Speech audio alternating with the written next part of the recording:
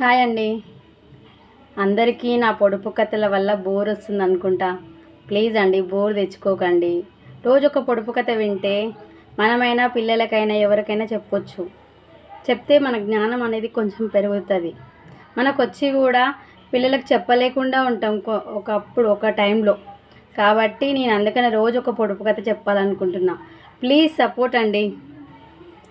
నిన్న ఒక పొడుపు కథ చెప్పాను కదా, చింపిరి చింపిరి గుడ్డలు కట్టుకొని ముత్యాల లాంటి బిడ్డలను కన్నది.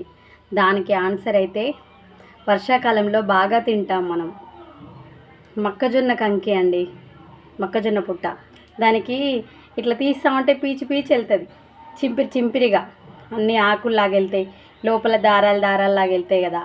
లోపల ఓపెన్ చేసినాక ముత్యాల లాంటి బిడ్డలు, గింజలు ఎలా ఉంటాయి, ముత్యాల మెరిసిపోతాయి. అందుకనే ఈ పొడుపు కథ చెప్పా. మీకు నచ్చితే ఒక లైక్ వేయండి.